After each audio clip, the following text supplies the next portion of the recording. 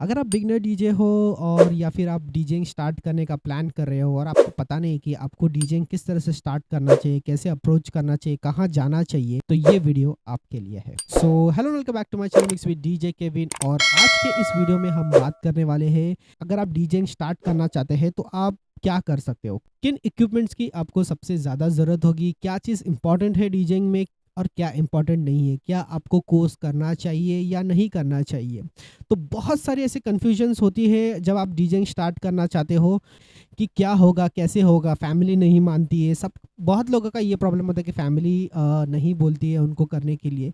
तो ये सारी चीज़ें जो है वो किस तरह से हम टैकल करें और कैसे स्टार्ट करें, तो आज हम इस वीडियो में बात करने वाले हैं। तो चलिए let's jump to the video. Moving like the speed of सबसे पहले और सबसे इम्पोर्टेंट चीज़ की हम बात करते हैं वो है एजुकेशन। तो बहुत लोगों का ये कन्फ्यूजन है कि वो सोचते हैं कि अगर आप पढ़े लिखे नहीं होंगे तो आप डीजेइंग नहीं कर सकते। ऐसा बिल्कुल भी नहीं है। अगर आप पढ़े लिखे हैं या नहीं है उससे कोई फ़र्क नहीं पड़ता, आपका जो म्यूज़िक का नॉलेज है वो अच्छा होना चाहिए। फॉर एग्ज़ाम्पल अगर हम गिटारिस्ट को ले या फिर कोई सिंगर को ले, सिंगिंग करने के लिए आपको पढ़ा लिखा होना ज़रूरी नहीं है, सिंगिंग के लिए आपका टैलेंट होना बहुत ज़रूरी है। इसी तरह से डीजेइंग में भी पढ़ा लिखा होना इम्पॉर्टेंट नहीं है। इसका मतलब ये नहीं कि आपको पढ़ना नहीं चाहिए, आपको आपका जो स्टडीज़ है वो कंप्लीट करना चाहिए। साइड बाय साइड आप डीजेइंग भी कर सकते हैं।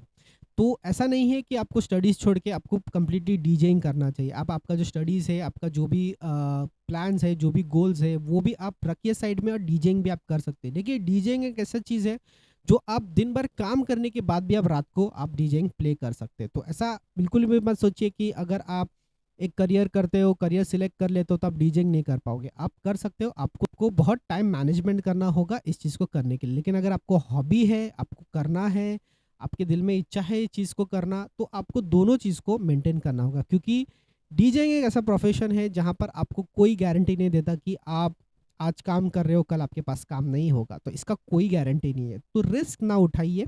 बोलने का मतलब ये कि अब रिस्क मत उठाइए। जब आप नए-नए हो डीजेइंग में तो आप आपका एक बैकअप प्लान भी रखिए।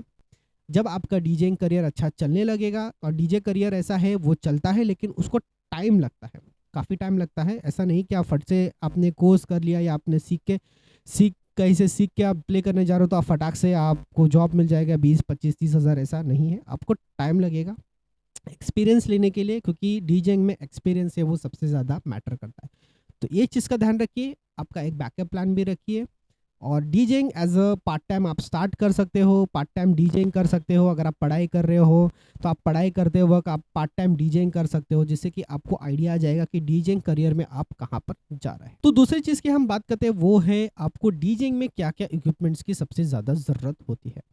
तो सबसे इम्पॉर्टेंट चीज़ डीजेइंग में आती है वो है आपका म्यूज़िक कलेक्शन। तो अगर आप डीजेइंग स्टार्ट करना चाहते हो, अगर आप सोच रहे हैं डीजेइंग स्टार्ट करने का, तो सबसे पहला सबसे इम्पॉर्टेंट चीज़ है आपको म्यूज़िक कलेक्ट करना स्टार्ट करना होगा। जब आप म्यूज़िक कलेक्शन की बात करते हैं तो म्यूज़िक कलेक्शन का मतलब ये नहीं कि आप जो नए-नए ट्रैक्स आ रहे हैं उसी को डाउनलोड करें। आपको पुराने से लेके नया, नया से लेके पुराना, बीच में का जो भी सारे ट्रैक्स हैं आपको वो सारे कलेक्ट करने होंगे। आप ऐसा नहीं बोल सकते कि मैं अभी का डीजे हो तो मैं अभी का कलेक्शन लूँगा, ऐसा नहीं होता। इमेजिन कीजिए कि आपको 3-4 घंटे का पार्टी प्ले करना है, तो आप सिर्फ नया ट्रैक्स नहीं प्ले कर सकते। आपको पुराने, जैसे अमिताभ बच्चन के हो गए, मिथुन चक्रवर्ती के हो गए, ओल्डीज़ हो गए, नए हो गए, 2000 के हो गए, आमिर खान के ट्रैक्स हो गए। तो ये सारे ट्रैक्स जो पुराने से लेके नया, जहाँ से जब से म्यूज़िक स्टार्ट हुआ है तब से, तो तब का म्यूज़िक लेके अभी तक का लेटेस्ट म्यूज़िक आपको सब कलेक्ट करना है, सब जमा करना है और डाउनलोड करना है। इतना डिफ़िकल्ट नहीं है, पहले बहुत डिफ़िकल्ट होता था लेकिन अभी बहुत आसान है। गूगल पे आप सर्च कर सकते हो, आप कोई भी ट्रैक को ईज़िली डाउनलोड कर सकते हो। तो अपना जो मैंने ऑलरेडी एक फ़ोल्डर बनाया, आप ऊपर आपको आई लिंक पे वो मिल जाएगा। अब वो क्लिक कीजिए और वहाँ पर मैंने फ़ोल्डर वाइज़ सब सॉर्ट करके रखा है। आपको वो सिर्फ़ डाउनलोड करना है और उस फ़ोल्डर वाइज़ आप जो भी सॉन्ग डाउनलोड करते हो फ़ोल्डर में डालिए और आपका प्लेलिस्ट आप रेडी कर सकते हो। दूसरी चीज़ है, जब आप आपका म्यूज़िक कलेक्शन करते हो तो आपको 2 चीज़ की ज़रूरत पड़ेगी, या तो फिर आपको पेन ड्राइव की ज़रूरत पड़ेगी। अगर आपके पास लैपटॉप है तो आप लैपटॉप में उसको स्टोर कर सकते हो। तो 2 चीज़ की ज़रूरत पड़ेगी, आपको पेन ड्राइव भी लगेगा। आपको जब आप म्यूज़िक डाउनलोड करते हो या फिर आपको प्ले करना है तो आपको पेन ड्राइव लगेगा। तो आपको आप कोई भी पेन ड्राइव खरीद सकते हैं, 32 जीबी, 62 जीबी, अभी 1 टीबी का भी आ गया तो बहुत ही अच्छा है, तो 2,000 रुपये के आसपास में मिलता है। तो आप वो दो खरीद सकते हो।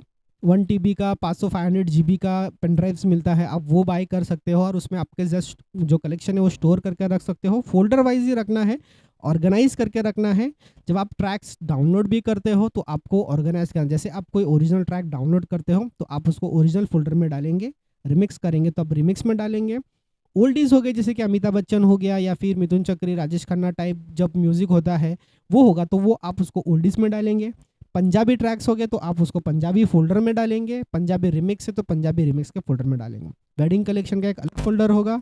इस तरह से आपको सारी चीज़ ऑर्गेनाइज करके रखनी है। तो ये दो चीज़ है को ध्यान में रखना है, म्यूजिक कलेक्शन, पेन ड्राइव, और तीसरी जो सबसे इंपॉर्टेंट चीज़ है वो है आपका हेडफोन्स को, जो है आपका हेडफोन्स है वो भी बाय करना है।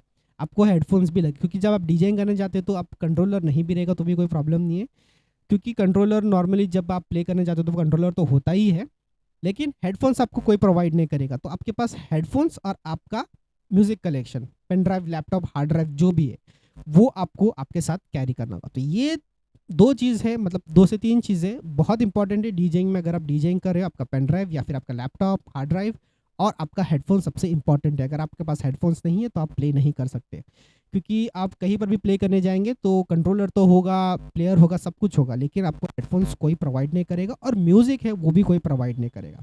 तो ये सबसे पहला स्टेप है आपका म्यूजिक कलेक्शन। म्यूजिक कलेक्शन के बाद आपका स्टोरेज और फिर आपका हेडफोन्स। हेडफोन्स की अगर मैं बात करूँ तो आप अगर आप बिगनर हो और आपको घर पे प्रैक्टिस करना है तो आप देख सकते हो मैंने जो ये हेडफोन पहना है ये बोट का हेडफोन्स है, ये आप देख सकते हो। तो ये अगर आपको घर में प्रैक्टिस करने के लिए बहुत अच्छा है, 600 रुपये के आसपास है, कोई ज़्यादा महंगा भी नहीं है।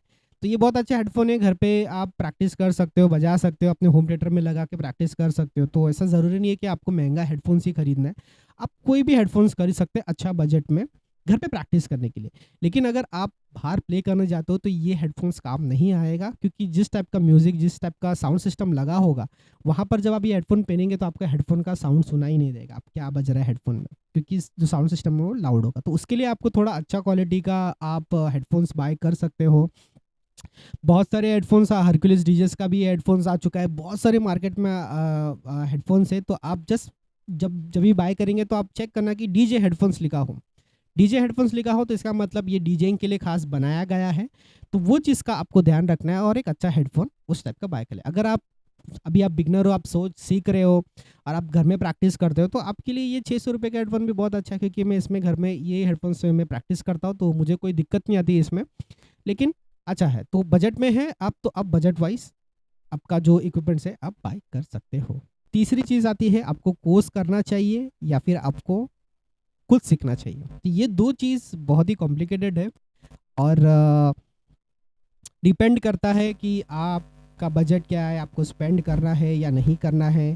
तो ये सारी चीज़ें मैटर करती है। अगर आपके पास बैकअप है, आपके पास पैसा है, आपको सपोर्ट है तो आप बेशक आप कोर्स कर सकते हो, कोई बड़ी बात नहीं है, आप स्पेंड कर सकते हो। कोर्स से क्या होता है कि आपका जो सालों का एक्सपीरियंस है वो आप शॉर्ट कर लेते हो उसको, मतलब 2-3 महीने में आप डीजेइंग के बारे में सीख जाते हो। लेकिन आप सिर्फ डीजे प्ले करना सीख जाते हो, इसका मतलब आप डीजे नहीं बन गए। आप सिर्फ को पता है कि डीजे किस तरह से चलाते हैं। डीजे आप कब बनते हो, जब आप लाइव क्राउड को हैंडल कर सकते हो। जब आप लाइव क्राउड में प्ले करते हो, लोग डांस करते हो, तो इसका मतलब आप डीजे बन चुके हो। जब तक आप लाइव क्राउड को प्ले करके आप नचाते नहीं हो और तब तक आप खुद को डीजे नहीं कह सकते। अगर आप क्लब में सीख रहे हो, अगर आप इंस्टीट्यूट में सीख रहे हो, आपको सर्टिफिकेट मिल रहा है, तभी भी आप खुद को डीजे कंसिडर मत कीजिए।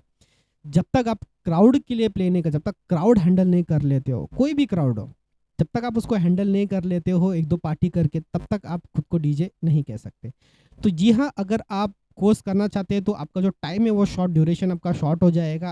आपको सालों का मतलब 1 साल का एक्सपीरियंस लेने की कोई ज़रूरत नहीं पड़ेगी, आप उसको शॉर्ट कर सकते हो कोर्स से। दूसरी चीज़ मैं ये भी कहता हूँ कि अगर आप 10,000, 15,000, 20,000 अगर आप कोर्स में डालते हो, उससे बेटर है कि आप एक कंट्रोलर बाय कर लें। सबसे बेस्ट ऑप्शन मैं सबको यही सजेस्ट करता हूँ मोस्टली, कि अगर आपके पास एक कंट्रोलर होगा तो आप जब चाहिए तब वीडियो खोल के, मेरे चैनल में बहुत सारी वीडियोस हैं, वो देख के आप प्ले कर सकते हो। दूसरी चीज़ ये भी है कि आपके पास कंट्रोलर रहेगा तो आप खुद आपके घर का फंक्शन हो गया, आपके फ्रेंड्स का हो गया, कोई भी फंक्शन हो गया, आप वो कंट्रोलर कैरी कर सकते हो और उसको आप प्ले कर सकते हो। सिंपल है। यहाँ पर क्या होगा कि आपके पास एक कंट्रोलर होगा और आप जब चाहे आप डीजेइंग कर सकते हो और उसमें खुद से सीख भी सकते हो।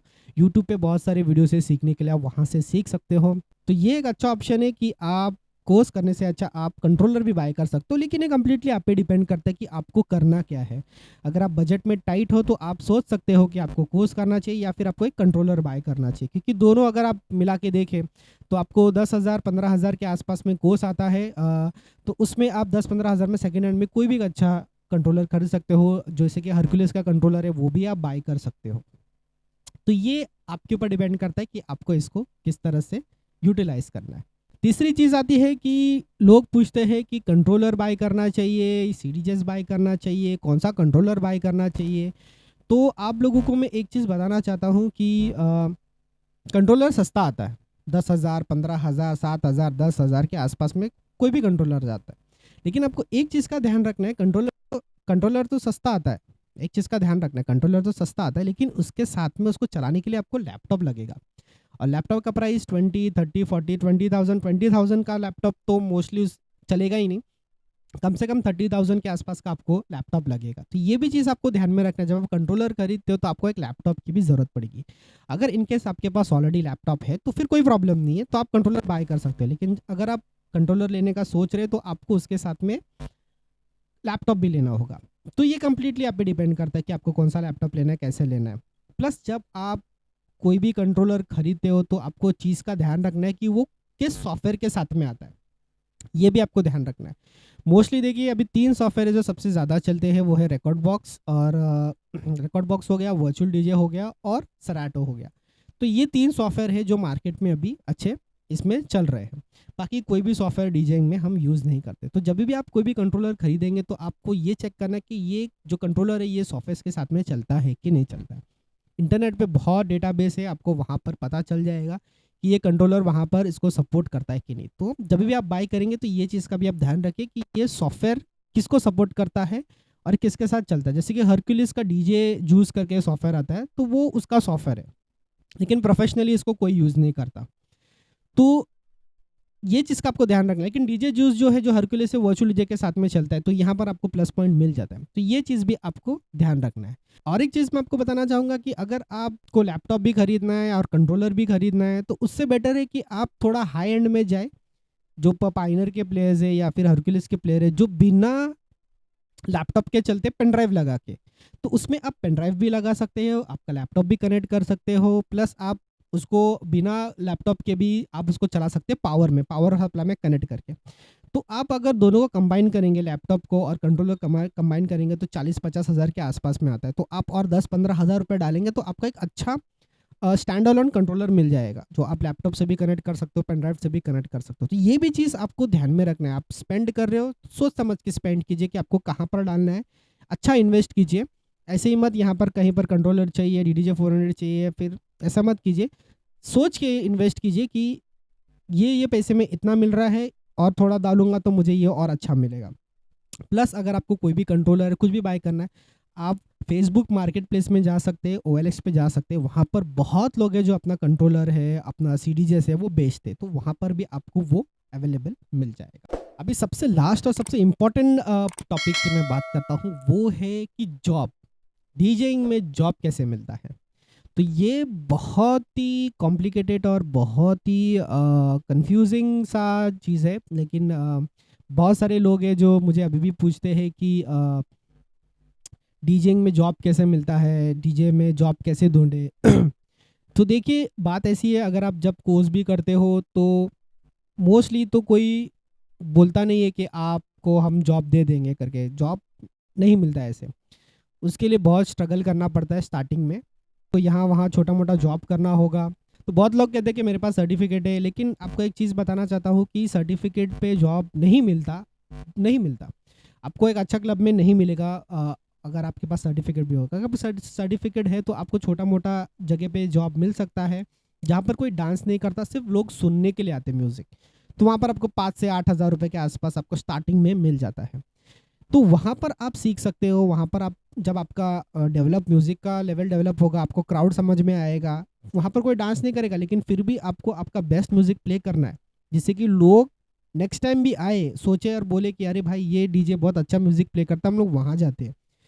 तो आपको वो मेंटेन रखना है। इससे आप सीखते सीखते जाएँगे, फिर आपका जो प्रोग्रेस है वो धीरे-धीरे होते जाएगा। फिर वहाँ से आप शिफ्ट होगे, फिर जो भी ओनर है उसको पता चलेगा कि आप अच्छा बजाते हो, तो वो आपको और अच्छे जगह पे भेजेंगे। फिर आप धीरे-धीरे क्राउड्स जो है वो हैंडल करना लग जाएँगे, तो वो आपको पार्टीज़ देना स्टार्ट करेंगे। इस तरह से आप जो आपका एक्सपीरियंस बढ़ जाएगा। तो सबसे इम्पोर्टेंट चीज़, हम काम मिलेगा कैसे, मतलब हम करें कैसे? तो देखिए, डीजेइंग का जॉब आपको कहीं न्यूज़पेपर पे, एडवर्टाइज़मेंट पे या कहीं पर भी नहीं देखने को मिलेगा कि डीजे इज़ रिक्वायर्ड, कहीं पर भी देखने को नहीं मिलेगा। तो इसका मतलब ये है कि आपको खुद उसको ढूँढना होगा। या तो आप क्लब्स में जा सकते हो, या फिर आप क्लब के मैनेजर से बात कर सकते हो कि मैं डीजे हूँ, मैं सीख रहा हूँ। या फिर जो डीजे प्ले कर रहा है, जो भी क्लब में प्ले कर रहा है, आप उसको जाके मिल सकते हो कि मैं डीजे हूँ, मैं सीखना चाहता हूँ। मैं आपके साथ काम कर सकता हूँ क्या? आप इस तरह से पूछ सकते हो। अगर उसको ज़रूरत रहेगी तो वो हाँ बोलेगा, अगर उसको लगेगा नहीं ज़रूरत हो ना बोलेगा। आप उसको बोल सकते हो कि मैं आपको असिस्ट करने के लिए रेडी हूँ। मैं फ्री में जॉब करने के लिए रेडी हूँ, मैं फ्री में। आपको सिर्फ़ घुसना है, आपको सिर्फ़ पहचान बनाना है। देखिए, डीजेइंग की फ़ील्ड में अगर आपको आगे जाना है तो आपको डीजे का सर्कल है, उसमें आपको आपका नाम बनाना पड़ेगा और आपको पहचान बनाना पड़ेगा। अगर आपके डीजेइंग फ़ील्ड में पहचान नहीं है तो आपको काम मिलना बहुत मुश्किल है। सबसे सिंपल आइडिया मैं आपको एक ही चीज़ देता हूँ कि आप इंस्टाग्राम पे जो भी डीजेस आपको दिखते हैं, जो अच्छे-अच्छे नाम के डीजेस हैं, आप उनको पर्सनली मैसेज कर सकते हो कि मैं सीख रहा हूँ, मेरे को सीखना है डीजेइंग, क्या मैं आपके साथ जॉइन कर सकता हूँ? मैं सैलरी नहीं देख रहा हूँ, मुझे सिर्फ सीखना है। इस तरह से बोल के आप अप्रोच करके आप कोई भी डीजे से आप सीख सकते हो। या फिर आपके सर्कल में आजकल बहुत सारे डीजेस आप देख सकते हो कि आप साउंड वाले भी बहुत सारे होते हैं, आपके आस-पास में भी बहुत सारे होंगे। आपके कोई दोस्त होगा, आपके दोस्त का कोई पहचान का होगा। मैं मेरी बात करूँ तो मेरा जो डीजेइंग करियर स्टार्ट हुआ, वो मेरा जो दोस्त है, उसका दोस्त है, उसके दोस्त डीजे को पहचानता था, तो उसके थ्रू से मुझे डीजेइंग का जो फ़ील्ड है, वो उसमें मेरे को चांस मिला आने का। तो आप समझ सकते हो कि आपको पहचान निकालना है, आपको ढूँढना है कि डीजेइंग कहाँ पर हो रहा है, कौन कर रहा है, और आपको उसको अप्रोच करना है, आपको उससे बात करना है। तब जाके आप डीजेइंग सीख सकते हो। जब भी हमने शुरू किया था, तभी हम लोडिंग करते थे, सामान उठाते थे, और तभी हमारी सैलरी को 2000 रुपए थी। मंथली, महीने की 2000 रुपए सैलरी थी तभी। तो हम क्या करते थे, सिर्फ सामान उठाते थे और डालते थे, और डीजे के बाजू में सिर्फ खड़े रहते थे। सिर्फ डीजे के बाजू में खड़े रहने के लिए हम लोग सामान उठाते थे कि हम सीखें। तो हम इस तरह से सीखे, लेकिन अभी ऐसा नहीं है। अभी कोई इतना लोडिंग ये सब करने की ज़रूरत नहीं पड़ती है। अगर आप सीख के आए हो, अगर आप कंप्लीटली ज़ीरो हो, तो फिर आपको नीचे से स्ट्रगल करना होगा, आपको कनेक्शन करना होगा, कनेक्शन सीखना होगा। ये सारी चीज़ें हैं, वो आपको सीखनी होगी। और एक लास्ट टिप मैं आपको सबको कहना चाहूँगा, जब आप डीजेइंग करते हो तो सिर्फ़ आप डीजेइंग के बारे में मत सीखिए, कनेक्शन के बारे में भी सीखिए कि किस तरह से आप कनेक्ट कर सकते हो, होम थिएटर को किस तरह से कनेक्ट कर सकते हो, आप साउंड सिस्टम को किस तरह से कनेक्ट कर सकते हो, क्रॉसओवर क्या होता है, इक्विलाइज़र क्या होता है, साउंड सिस्टम किस तरह से काम करता है, साउंड सेटअप क्या होता है, माइक क्या होता है, माइकिंग क्या होता है। तो ये सारी चीज़ भी आप सीखिए। आप सिर्फ डीजेइंग, बीट मैचिंग ये सब चीज़ में मत रहिए, आप उससे भी आगे जाइए और कनेक्शन के बारे में भी सीखिए, क्योंकि बहुत इंपॉर्टेंट है। अगर आप डीजेइंग सीखते हो और आपको कनेक्शन के बारे में कुछ भी नहीं पता, आपको बहुत प्रॉब्लम होगी आगे। बहुत मतलब बहुत प्रॉब्लम। क्यों? क्योंकि अगर आप जब डीजेइंग कर रहे हो और कभी कुछ वायर निकल गया, कुछ हो गया, कहीं कुछ काम नहीं कर रहा है, कुछ वायर लूज़ हो गया, तो आपको पता होना चाहिए। आपको उस टाइम पे आप ही है जो वहाँ पर आपको ही वो चीज़ करना है। जब आप स्टार्ट भी करते हो, तो आपको वो चीज़ पता होना चाहिए कि ये प्रॉब्लम आ रही है, ये दिक्कत हो रही है, आपको किस तरह से उसको हैंडल करना है। तो ये सारी चीज़ें भी आपको आनी चाहिए। तो होप आपको ये वीडियो पसंद आया होगा, और इस वीडियो से काफ़ी सारी चीज़ें हैं वो आपको क्लियर हो चुकी होगी। अगर कुछ छूट गया होगा तो नेक्स्ट टाइम मैं ज़रूर कोशिश करूँगा उसको बनाने के लिए। अगर आपको फिर भी कुछ डाउट है, कन्फ्यूजन है, तो आप मुझे कमेंट कर सकते हो। कमेंट में मुझे बता देना कि क्या दिक्कत है, या फिर आप मुझे इंस्टाग्राम पे फॉलो कीजिए, वहाँ पर आप मुझे मैसेज कर सकते हो और मैं वहाँ पर आपको हेल्प कर दूँगा। तो होप आपको ये वीडियो अच्छा लगा होगा। तो तब तक के लिए हम चलते हैं हमारे अगले वीडियो की तरफ।